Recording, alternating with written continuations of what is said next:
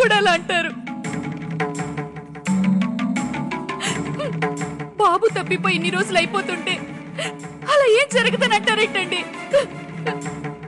అలాంటప్పుడు మన మహేష్ మనకి దొరకాలి కదా. మహేష్కి ఏం కాదు. ఆ దేవుడు నిజంగానే ఉంటే మన బాబు మనకు తప్పకుండా దొరుకుతాడు.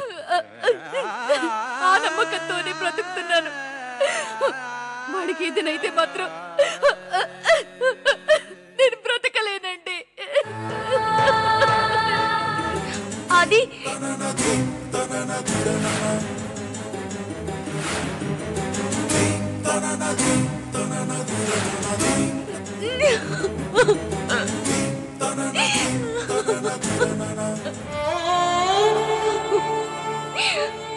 అమ్మా, చివరికి ఆది కూడా నన్ను అపార్థం చేసుకున్నాడు.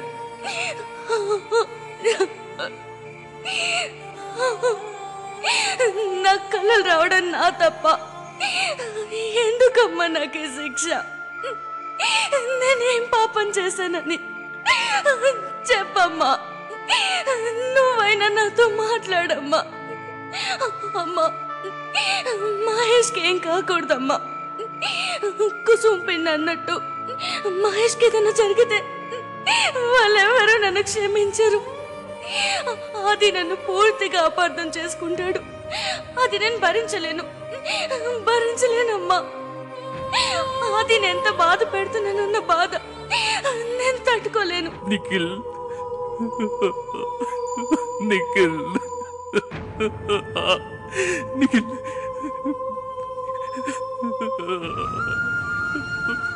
నిఖిల్.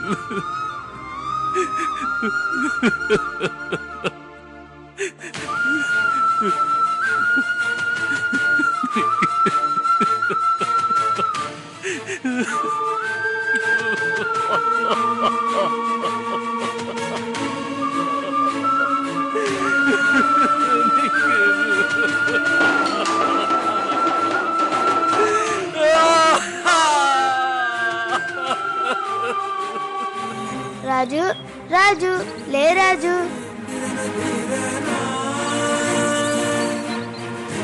ఏం రాజు, ఏమైంది?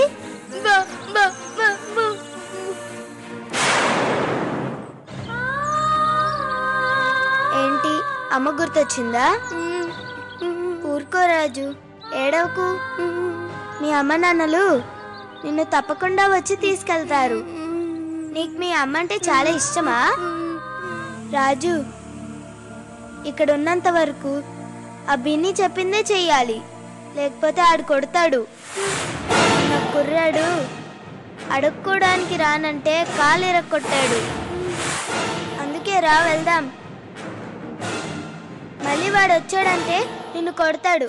అందుకే రా వెళ్దాం.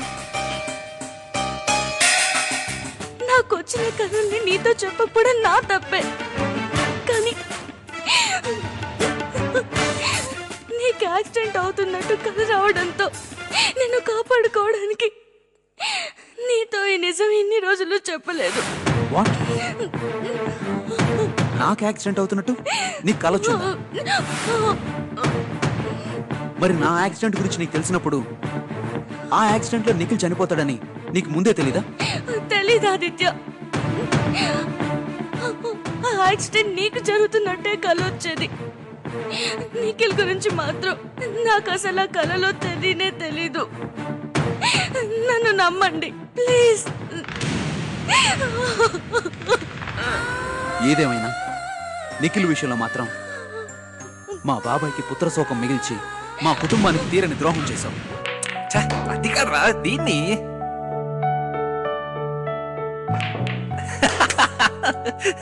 గుడ్. దీని నుంచి అక్కడ రా. అరే